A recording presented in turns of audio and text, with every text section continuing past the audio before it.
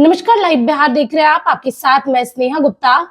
अब बिहार में चर्चा हो रही है कि आखिरकार बिहार बीजेपी का नया प्रदेश अध्यक्ष कौन होगा, क्योंकि मुख्यमंत्री नीतीश कुमार के साथ 26 ऐसे व्यक्ति थे जिन्होंने मंत्री पद का शपथ लिया, जिनमें से एक जो थे वो बिहार बीजेपी के प्रदेश अध्यक्ष दिलीप जायसवाल थे।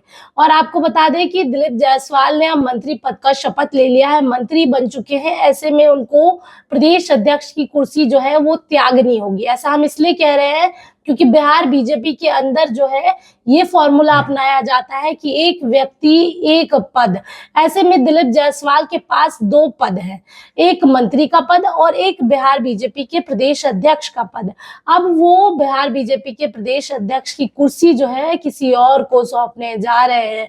आखिरकार कौन सा ऐसा नाम होगा जिसकी चर्चाएं तेज हो रही है, तो इस वीडियो में हम आपको बताएंगे कि ऐसे 4 नाम जिनके नामों की चर्चा काफी ज्यादा तेज है और शायद इन चारों में से कोई एक बिहार बीजेपी का प्रदेश अध्यक्ष बन सकता है। और सबसे पहला जो नाम है वो है मिथिलेश तिवारी। मिथिलेश तिवारी की अगर हम बात करें तो सबसे ज्यादा चर्चा इन्हीं की हो रही है।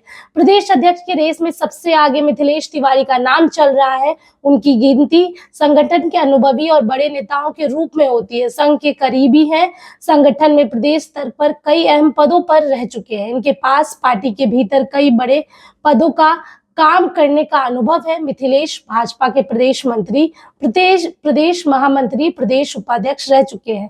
बैकुंठपुर से चुनाव जीतकर फिलहाल विधायक हैं। इससे पहले बक्सर से लोकसभा चुनाव हार चुके हैं।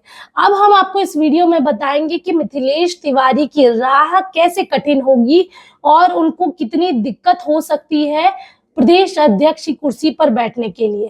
मिथिलेश तिवारी 2 चुनाव हार चुके हैं।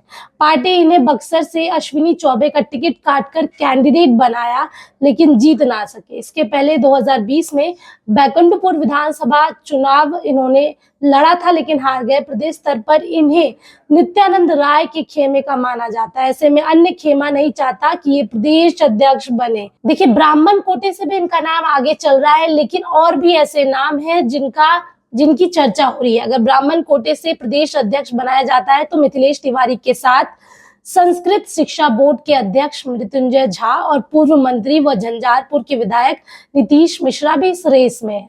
तो देखिए, इनकी राह इस तरीके से कठिन हो रही है। अब दूसरे नाम की हम चर्चा करेंगे और दूसरा नाम है विवेक ठाकुर का। विवेक ठाकुर अमित शाह के करीबियों में से माने जाते हैं और भरोसेमंद नेता भी है अमित शाह के। आपको बताएं कि बिहार बीजेपी के प्रदेश अध्यक्ष की रेस में नवादा के सांसद विवेक ठाकुर का नाम भी चल रहा है। विवेक ठाकुर बीजेपी के कद्दावर नेता और पूर्व केंद्रीय मंत्री सीपी ठाकुर के बेटे हैं। केंद्रीय और राज्य की सियासत में अपनी अलग पहचान बनाई है। लोकसभा चुनाव जीतने से पहले यूपी विधानसभा चुनाव में सप्रभारी थे। यूपी चुनाव में अहम भूमिका निभाई।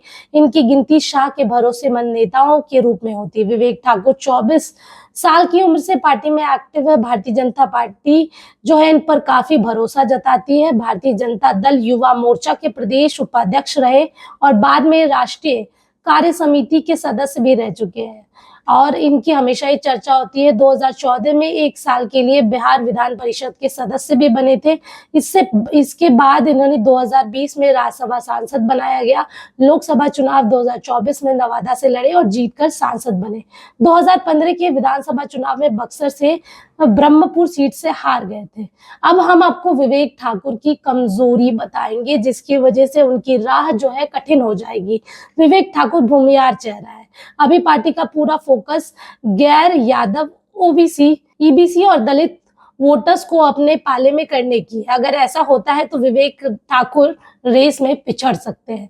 अब बात करते हैं अगले नाम की, तीसरा नाम, और ये नाम काफी जाना पहचाना है आपके लिए भी, क्योंकि ये 3 बार के विधायक है और इनका नाम है संजीव चौरसिया। जी हाँ, बिल्कुल सही सुन रहे हैं, दीघा के विधायक हैं और इस बार भी ये चुनाव जीत चुके हैं।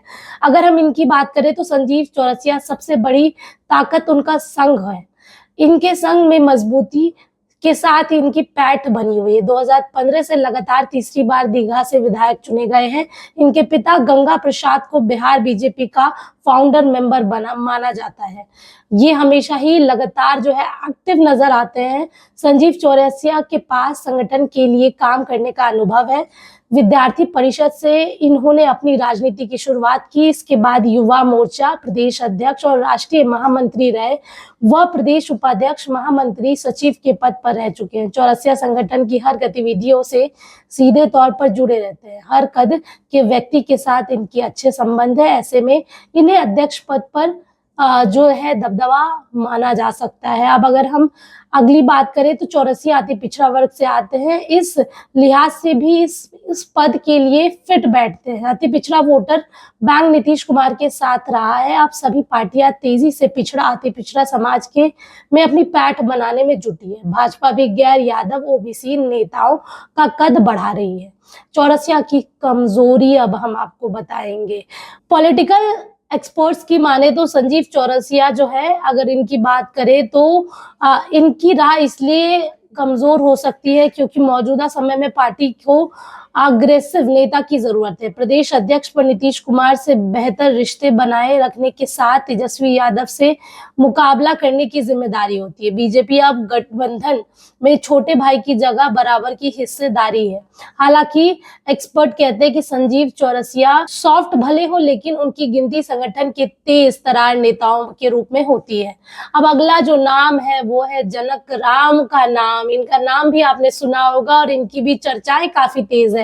बीजेपी प्रदेश अध्यक्ष के रूप में जिस दूसरे नेता का नाम काफी चर्चा में है वो है जनक राम। इनके पास संगठन से लेकर सरकार में काम करने का अनुभव है। संगठन में महामंत्री से लेकर मुख्य प्रवक्ता तक की जिम्मेदारी निभाई है। एनडीए सरकार में मंत्री थे। पिछले साल हुए प्रदेश अध्यक्ष चुनाव में भी ये रेस में थे, लेकिन आखिरी समय में इनका नाम काट दिया गया। ऐसे में माना जा रहा है कि संगठन में इन्हें बड़ी जिम्मेदारी मिल सकती है। जनक नाम की गिनती भाजपा के दलित चेहरे के रूप में होती है। दलित की आबादी बिहार में लगभग 20% है। पार्टी का अगर हम बात करें तो पार्टी को मजबूत बनाने के लिए इनका नाम भी चर्चा में है और देख सकते हैं कि अब इनको भी मौका दिया जा सकता है। इनकी कमजोरी की अगर बात करें, जनक राम की सबसे बड़ी कमजोरी है कि ये मूल रूप से भाजपा ही नहीं है।